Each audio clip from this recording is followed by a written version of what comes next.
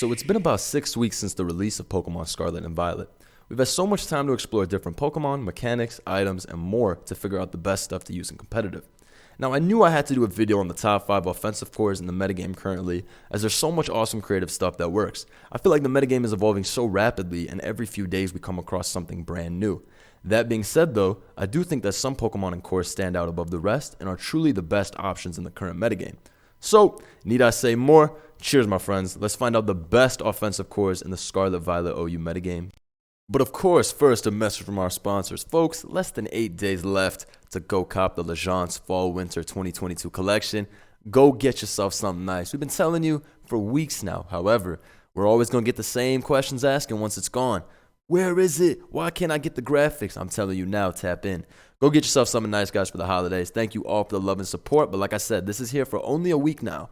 So if you want something, get it. Because these designs, they're not coming back. My favorite, as I said every time, the Polar Bear Crew in pink. This is the one. So go check that out if you haven't already. Appreciate y'all. Let's get back to the video. All right, agency. So let's break it down. The top 5 offensive cores in Pokemon Scarlet and Violet OU. So for the first core, the 5th ranked one, I have one that I think a lot of y'all might not expect. Boom. That's right, Floatzel and Pelipper. Now, since the generation has started, I've been a big user of Sun. I love Torkoal, Roaring Moon, all those photosynthesis abusers. However, it has come to my attention, in recent weeks, the metagame has developed in such a way that I can say that Rain is actually better than Sun currently because of one guy, just one guy. And that's this one right here, Big Floatzel. Now, this is a Pokemon that previous to this generation, I can guarantee you that maybe 0.5% of human beings knew what tier this was in. I can guarantee you, I can guess right now, it was probably in PU. And if it wasn't in PU, then shit, it was probably in ZU. There's no other explanation. Nobody knew what this did before this generation. However, put some respect on Floatzel's name. It now has access to Wave Crash. Wave Crash is the Brave Bird Flare Blitz equivalent for water types. 120 base power, you do a 1/3 recoil back to yourself. So you look at Floatzel's stats, there's nothing too crazy. The defenses are actually extremely bad. Extremely bad. This thing will fold to anything. Like one U-turn, one hit KO'd. One sucker punch, one hit KO'd. But the thing is, the attack is workable. 339 base, and the speed is very good. Floatzel, in Rain, Adamant max speed, it hits 658 with Swift Swim. This is faster than even Scarf Dragonpole, which nobody runs. So that should give you an idea of how fast Floatzel is and why you don't have to worry about anything traditionally outspeeding. Of course, you still have to be worried about priority with a Pokemon like this, but you don't have to be worried about the traditional outspeeding.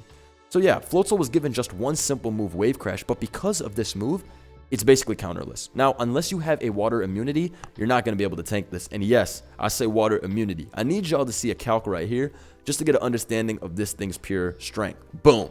Yes, this is the damage that Floatzel does to Toxapex. Clean 2-hit KO. We have seen physically defensive Toxapex in past generations. This is the gold standard of bulk. This thing has well over 400 defense. And Floatzel, if it tears into a water type with Wave Crash, is easily able to 2-hit KO that thing.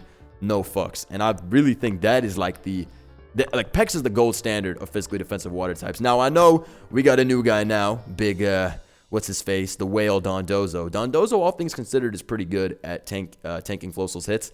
HP is very, very high on Dondozo. However, if you have hazards up and that kind of thing, you can always force your way past. Nothing is uncounterable, or what's it called, unbreakable. So I would say Floatzel is just the premier water type abuser for Rain. We were using Barraskewda before that, but Barraskewda does not have access to Flip Turn or Wave Crash.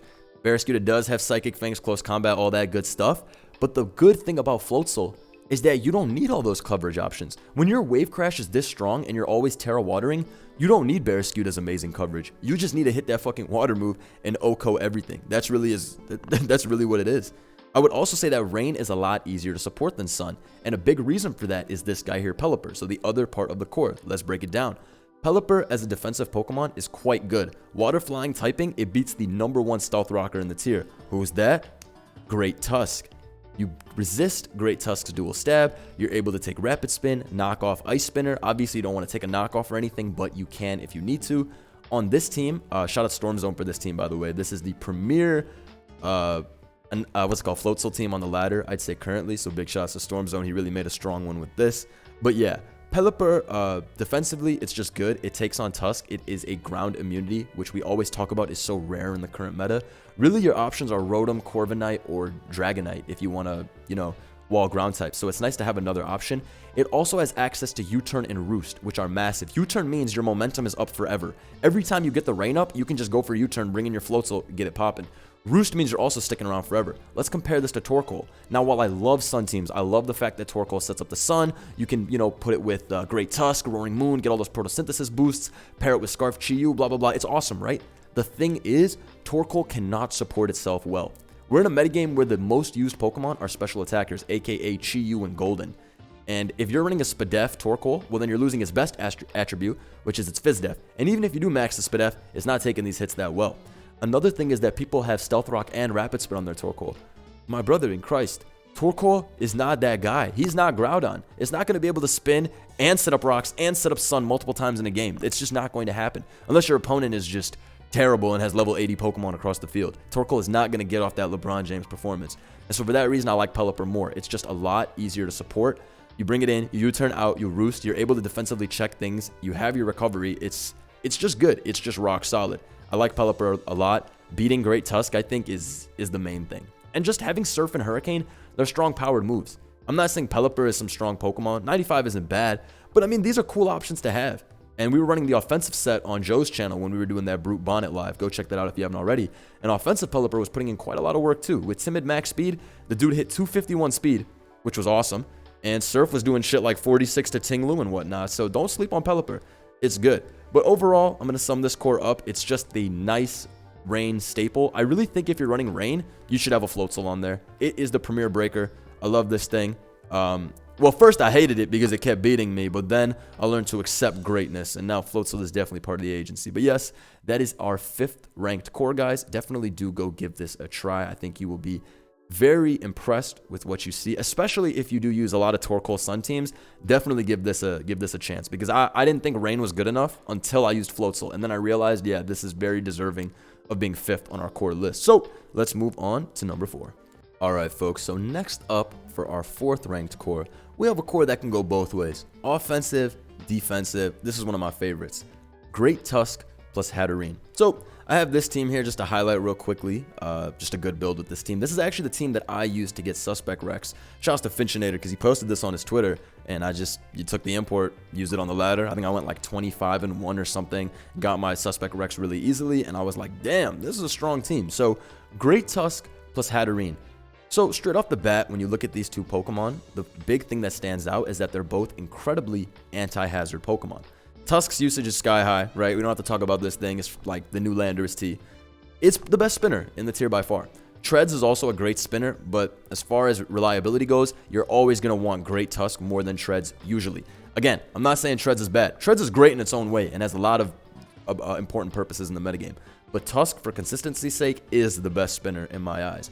Hatterene, another great way to keep hazards off. People love spamming Tingloo. Well, Hatterene completely owns Tingloo. Not to mention Great Tusk as a backup check for Tingloo. If you run into those Tingloo teams, Great Tusk and Hat are packing those up. I like that a lot. Another good thing about both of these Pokemon is that they're not just good defensively, right? Yeah, you're able to take on Tingloo, stop the spikes, hurt Corviknight with Hatterene, that kind of thing. But these two are also really big nuisances for offensive teams. Hatterene with max physical defense, it's really bulky. It's hard to kill this thing, right? You guys have seen max attack Garchomp Earthquake only do like 38 and that kind of thing. You can run Nuzzle on your Hatterene. Nuzzle from this is one of the few moves that is actually able to status Golden Go. So paralyzing Golden Go is really, really massive considering what is the premier switch into Hatterene? Well, it's usually Golden Go, right? So paralyzing that is really good. In general, the support options that these things bring to the table is amazing. Tusk has access to Stealth Rock, Rapid Spin Knockoff, Hat has Calm Mind, Nuzzle, Healing Wish, Dual Screens. You can really run a lot on these Pokemon. They are also two of the best Terra abusers in the game. I have been owned by bulk up Great Tusk, turning into a fighting type, turning into a flying type, turning into a water type. Bro, I can't even count how many times Great Tusk has turned into some shit, and I'm like, no, I had my Floatzel from last game out versus Great Tusk. I thought it was a wrap. Then he teared it into a water type. I saw my life flash before me. Same with Hatterene.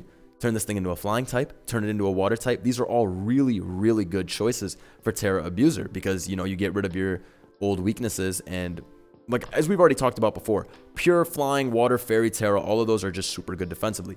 Hatterene especially, though, tearing into a water type, I love this setup set a lot. I find that this is able to, honestly, on ladder, I think this up until you get to the 1700s, it'll smoke like 70% of players by itself. It's it's hilarious. I do like how anti-hazards these are, though, for the most part. I love that for offense. And this, again, this works on balanced teams, too. This is just the offensive one I'm working with. It also makes for good mind games, right? You're not going to be putting up hazards when Hatterene is right there with your Tingloo. You're going to be scared. You're going to think, oh, should I go for the Ruination? Should I go for the Earthquake? Should I whirlwind myself out? Then they have Great Tusk, which even adds to more mind games because it's like, fuck, I got Rocks up somehow versus Hatterene, but is he going to Rapid Spin? Should I go to my Ghost type? You get knocked off. There's all these different elements to it. I love the pressure that Hatterene plus Great Tusk puts on the opponent because depending on what team you're going up against, a lot of the time your opponent's going to be looking at it like, fuck, I need to get my hazards up. How do I put hazards up against this type of core? So as a user of this core, I think you're more so in the driver's seat and you have the advantage because I think it puts a lot of stress on the opponent mind game wise.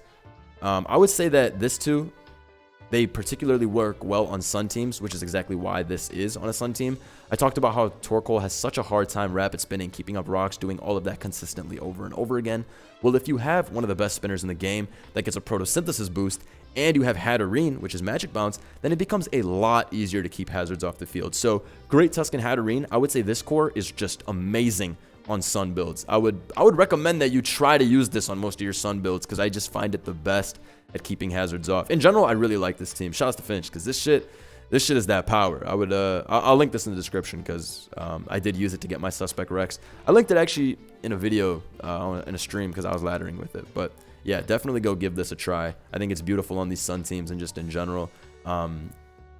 And yeah, I think that kind of wraps it up. These guys can really go either way, right? Defensively, they're fantastic. Some of the best Terra abusers in the game. They can set up with Bulk Up and Calm Mind. Photosynthesis on Great Tusk means you can just go crazy, you know, in the sun. And even I have a couple of Bandit Tusk teams. CBB the GOAT just got his suspect test requirements with this team, called it CBB Swag, and he had Bandit Great Tusk. Yes, this team doesn't have Hatterene, but I just want to show y'all, you can really run quite a few options on this, right? Great Tusk is truly the Landorus T of this generation, in my opinion, because it just has unlimited options. You go defensive, you go offensive, you go a little of both, you could do whatever you want. So yeah, support-wise, offense-wise, balance-wise, this core is epic. I will put it at 4th. Honestly, it could have gone a little bit higher up, but I do feel like these two together, it's not fully always like an offense core. These two work a lot on balance and stuff like that. So for video's sake, I put them at 4th. Let's keep it pushing to the next one.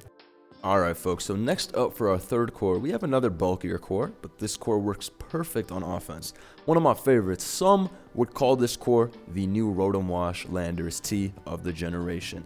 Let me bring up a team that y'all are very familiar with. This is a team that I've used many times. You've probably faced on the ladder many times. This was created by ladder player Vert. Shouts to him. He got number 1 with it very early on in the metagame. And somehow this team has stayed consistently strong throughout the metagame. So I wanted to use this as the example team when talking about this core, just because I feel like this is pretty tried and true and definitely one of the best teams that we've seen in the metagame thus far. So Tingloo X Rotom Wash. What I said earlier, this is the new generation Lando Rotom.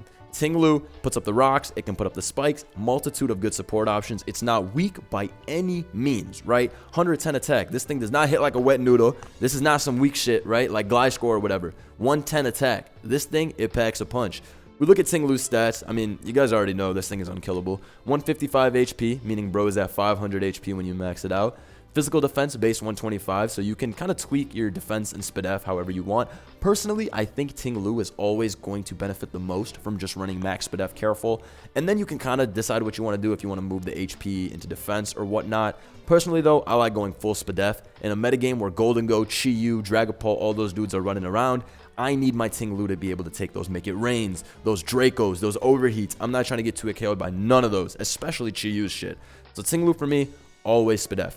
Another big reason I like Tingloo in general is because Golden Go, that dude is on every team. And this Golden Go is not beating Tingloo. It's not. Unless you trick it, unless you're nasty plot, fight, Fight, Terra, Focus Blast, all that, it doesn't matter. Tingloo is the best check to Golden Go currently. So let's talk about the other part, Rotom Wash. Well, Rotom Wash has definitely been nerfed this generation, right? Lost access to Pain Split, lost access to Toxic, lost access to Defog. A lot of its great options that it used to spam in Gen 8, it no longer can do. However, this is Rotom Wash, And as we all know, this Pokemon is incapable of being bad. This is a noob's best friend. And I say that respectfully. This is a noob's best friend. Every noob is running around with Rotom Wash. You click Wisp, you click Volt Switch, you resist, and you're immune to everything. This is the guy. I can't complain. Rotom Wash is the guy. He's going to be the guy in every generation. You can literally tear both Achilles on Rotom Wash. Take Pain Split, take Def, it doesn't fucking matter. This shit starts protecting, and it lives forever. It's hilarious. But big bonus with Rotom Wash is that it does check Tusk really well. Unless Tusk is max attack, Rotom Wash should be able to switch into that thing quite well. However, if it is an offensive Tusk, this is not really a reliable switch. That's just what I want to say. Because defensively, a lot of great Tusks, they run like knockoff Earthquake or whatever, knockoff Body Press, and Rotom Wash is able to come in a few times and beat it. But if you're up against a max attack 397 fucking great Tusk, get ready to get cooked. Like, it's that close combat is going to blow you up. There's not much you can do. However, let's keep it pushing. I don't want to be shitting on this core. I don't want to say Rotom Wash is garbage or anything. So you think about the mons that want to switch into Rotom the most, right? Usually it's Dragonpole. Dragonpole has high-ass usage. Golden Go sometimes can come in on it. Usually that's only if it has Recover, though. Otherwise, Golden Go isn't a good switch in. But yeah, Dragonpole is the premier switch into Rotom Wash. Tingloo completely cooks that, sets up on stuff. Rotom Wash is the physical defense counterpart of Tingloo, right? So these two together, they basically cover all the attackers in the game. Strong fighting moves, of course, you do have to check, but that's what teammates are for. In Tingloo, you can really tailor-make the set for anything. So Ruination is something that I almost always use because I don't want a Pokemon that can't do any type of damage or scare any Pokemon. What's the point of getting up hazards if I can't really put on any pressure of my own? I find Ruination to be a great move. 16 PP, so it can't be stalled out. This is just good for stopping, what's it called? Recover spamming bullshit. So a lot of the times what will happen in a situation for me is Skeledirge will burn my Tingloo. However, if I didn't have Ruination, then it would just be able to Torch Song, as my EQ only does like 25%. But because I have Ruination, I have had a lot of times, and I've had this happen in videos too, where the Skeledirge keeps clicking Slack off, thinking, okay, well, he can only EQ me for 20 something now. I'm Torch Songing a +6. No, I keep Ruination. Now they have to hope for a miss because I keep doing 50% at least. Now they're fucked because I'm keeping them low. They don't beat me. They cannot set up with Torch Song on me because I'm going to keep them low. And at the very least, they run out of all recovers and I already got my hazards up. That's not to say I'm not wasting my time whirlwinding. A lot of the times it's better to just Ruination and remove a Pokemon's recovery. So I find Tingloo is really good at that. I also like Ruination for opposing Tingloo. Any ground immunity, Corviknight coming in there, you want to hit it on the switch so that it's forced to recover. Just Ruination is a really great move. I don't recommend not running that on Tingloo. You can run like Taunt with some speed or some crazy shit like that, but I have always felt that Ruination puts in a lot of work for me, and it's just a good, safe move to have. So yeah, Tingloo, Rotom Wash, this core on the physical defense side and the special defense side, it's able to, I don't know, it's basically able to take everything. It's the modern day Landers T X Rotom Wash. You can also say that Great Tusk X Rotom is like a Landers T Rotom Wash, but Great Tusk and Rotom do not synergize the way Tingloo and Rotom synergize. These two together, it's so easy to place this on any team. I find that they work best on offense though. If you're going for more of a balanced build, just use like more reliable Pokemon. The reason I like these guys so much is because a lot of times offense needs that pivot. You know what we used to run so much in Gen 7? My boy Assault Vest Tangrowth would live everything, switch into all moves, switch out. Last generation we had a Tornadus T with heavy duty boots. Come in, take the hit, you turn out. I like Pokemon like this that can let you keep up your offensive team playstyle while also, you know, straight up shutting down some of the best mons in the metagame. Because Tingloo is not a check to a lot of these Pokemon. It is a straight up counter. Pult gets straight up blown up by Tingloo. So yeah, I would say that you can add Golden Go as the final partner to this core if you want to make Landorus, Rotom, Magearna from Gen 7. And yeah, I mean, I use this core a lot, but as far as teams go, I did want to show this team. Used it a lot in my vids. I'm sure y'all have played with it, seen it against y'all on the ladder. Just all in all, very, very solid. But yeah, Rotom Tingloo, good little defensive core that works on these offensive teams because it does not set momentum by any means. Rotom Wash, noob's best friend. As long as Volt Switch gives you that priority, I mean, not priority, but the Switch initiative, this shit is never going below OU. This will never go below OU. I don't know what they have to do to stop it. Like, it can, like, I know it's in UU right now, but when all is said and done, this mon in every generation is OU. There is nothing you can do. There is nothing you can do. I think this happened in Gen 7 and Gen 6 and Gen 8, where it was UU in the beginning. It doesn't even matter. This shit is always going to be OU. There's nothing you can do. It will come back to OU. It's UU right now because we have new toy syndrome. Just wait. Just wait a couple weeks. It'll be back in OU stronger than ever before. So this is our third core. Very easy to play. Very good for both offense and balance archetypes, but I would definitely recommend trying this out. I will link this team as well. Let's go to the second core.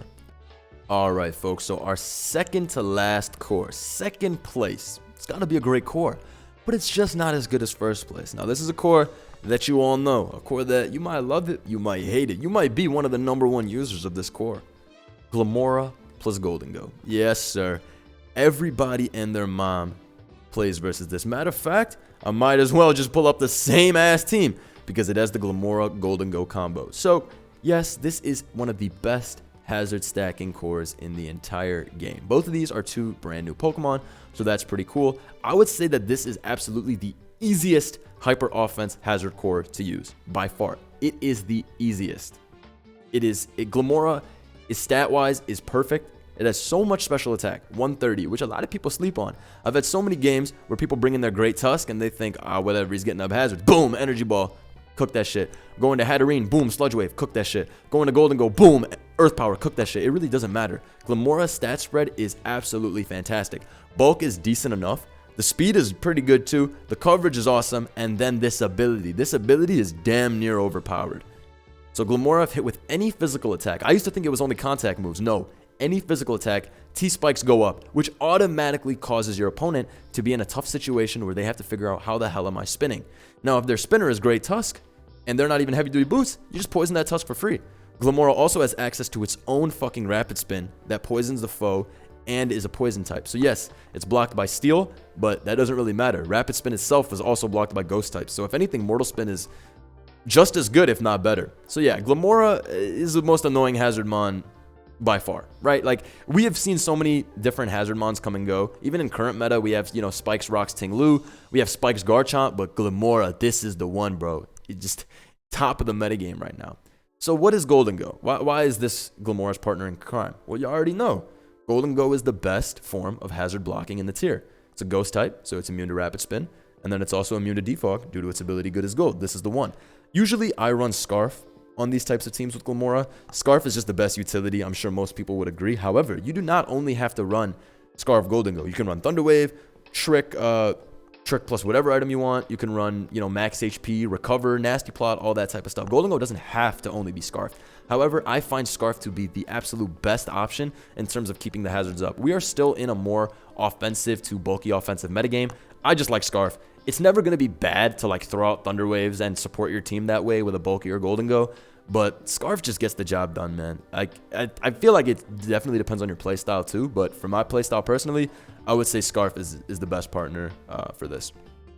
Bottom line with this core is it's very, very easy to use. It works on most teams, gets you a lot of mileage. You really can't go wrong with this. Glamora is the dedicated lead, so you really don't even have to think most of the time. You just click Glamora lead and you go from there. The way I play Glamora is I think, okay, what do they have on the opposing side? If they lead off with their Great Tusk, this is a play I make a lot of the time. I lead off with my Great Tusk into Glamora because I'm like, this is so annoying. How do I get rid of these hazards?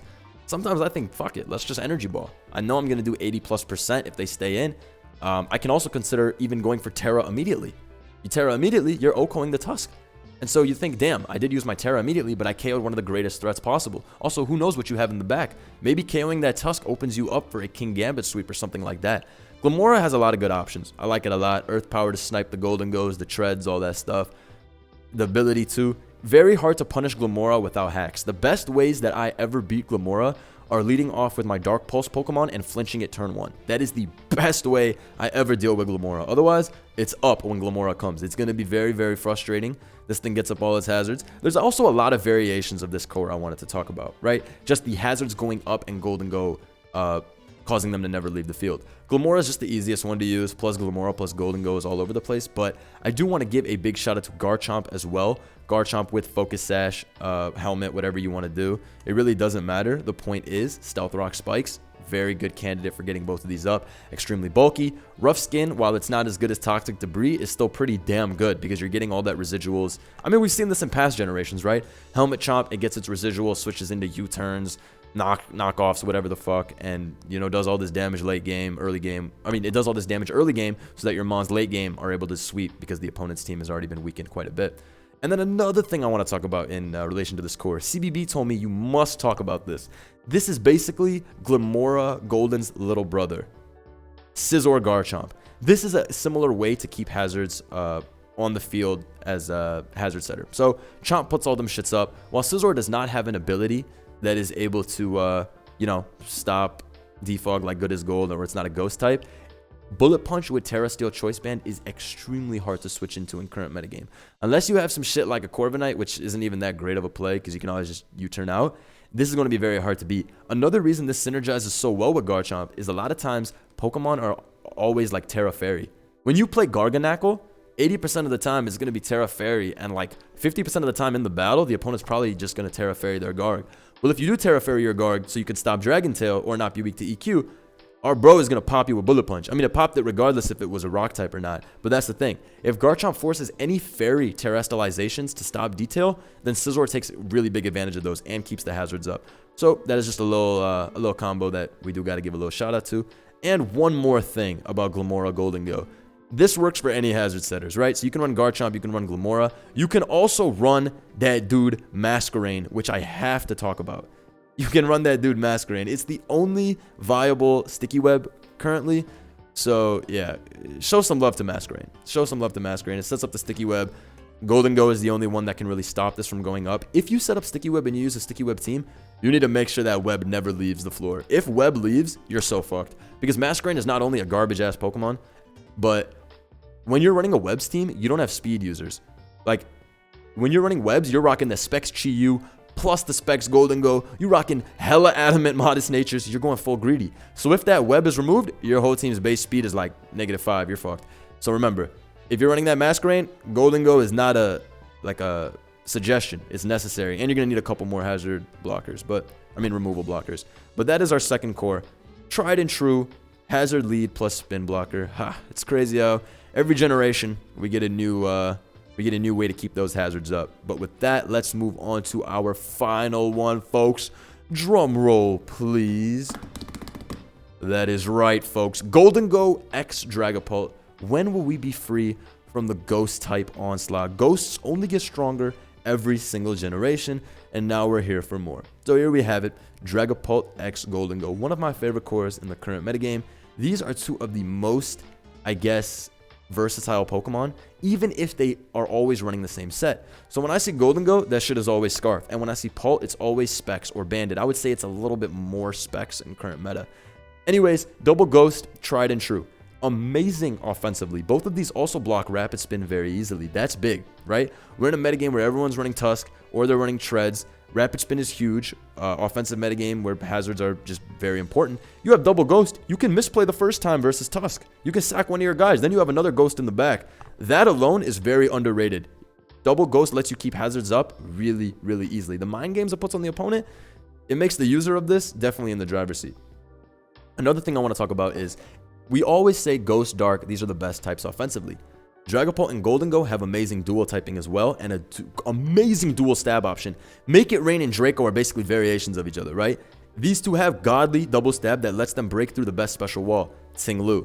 They're both strong and fast. They got them great support options, right? Golden Go has Thunder Wave, Recover, Trick Scarf. Pult can have Wisp. It can run Choice Bandit, Sucker Punch. Both of these guys, they can run whatever they want. The best part is, though, when you use these two, and you're up against an opponent, they automatically think, okay, I got to be careful of Choice Dragonpole, I got to be careful of Scarf Golden Go. So again, you have a lot of room for creativity, doing whatever you want with these sets. These two can never be bad Pokemon because their dual stab is perfect, and Ghost type offensively is damn near broken at this point. Like every generation, they buff it up even harder and harder and harder. Now we got Terra, right? Terra Ghost has completely eliminated the old issue that Ghost types had where they had to have access to Poltergeist to be strong threats. Bandit Pult is, oh my lord, with Terra Ghost. I'm sure you guys have used this. This is capable of OHKOing Clawzyre with Terra Blast Ghost. Clean 2-hit KOs on even the most physically defensive of Corviknights. The big problem with Pult last generation is when we ran physical, we had to run Phantom Force. No more do we have to stick around with this bullshit. I got this on a little bit of a bulkier team. Shoutouts to Avon, the creator of this team. But it's still an offensive team nonetheless, so I wanted to put it on here. This core, guys, this is very, very easy to use. I think that is kind of a big decider in where I ranked these: ease of use and how good they are to just throw on teams. If we're going for counters to this core, you got to be good versus Claude and Tingloo, specifically if you're running the double special, Golden Ghost Scarf and Dragonpole specs. However, if you're Wisp Pult or Bandit Pult, I do find it a lot easier to break through Claude and Tingloo. Partner-wise, Great Tusk is perfect. Get rid of the Dark types, get rid of Great Tusk. It's pretty hand in hand. And then, yeah, you can run Chien-Pao, just other offensive, strong Pokemon that hit on the physical side. My other favorite team that utilizes this core, let me find it, hold on. I don't really use this team, but I do like this team, this one right here. Definitely a bulkier team because it has Dozo, but all in all, it makes good use of the sets. Peep this: Dragapult with Hex Thunder Wave plus Thunder Wave Golden, right? The hazards are never leaving the field. Obviously, they got the dual hazard Tingloo so that these stay up. Shout out to Velvet, they created this team. I believe they got #1 with it, which is very impressive. But yeah, just goes to show how easy double Ghost is to keep these hazards up. And Ghost will never be bad.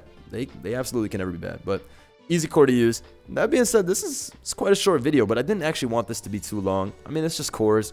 These are some of the best ones to run. They're not mandatory to be used on every team. I got to make that clear as well. It's not like, oh shit, if you don't have a combination of these two on every team, you're running a bad team or a team that's not as good as the other. Fuck no. That's not how it works. That's not how Pokemon is. We're still in a very early metagame. Lots of room for creativity. I'm just saying these, in my opinion, are the 5 best offensive cores. Also have a lot of ease of use, and they just fit on a lot of teams. So if you're, having some team building issues, or you're looking for what is the easy way for me to not lose to the same thing. For example, whenever I run Sun, I would think, fuck this. Torkoal is so hard to keep the hazards off. Then you run the Great Tuskhatterine core, and it becomes a lot easier when you have 3 Pokemon now that are able to remove hazards, right? So it's just good. We're in a mix and match metagame right now, trying to see what works, what doesn't. If I am going to give any honorable mentions, we'll give an honorable mention to stupid ass Cyclizar plus Grimmsnarl, annoying ass core, takes no skill. I just don't think it's as good as all these other cores. I think Grimmsnarl's broke. I mean, not Grimmsnarl. Grimmsnarl's whatever. I think Bicycle Cyclizar is damn near broken with its ability, plus the move Shed Tail. But the thing is, I don't even think it needs Grimmsnarl to be broken. I think it's good as fuck just with 5 offensive mons. But that's a conversation for a different day.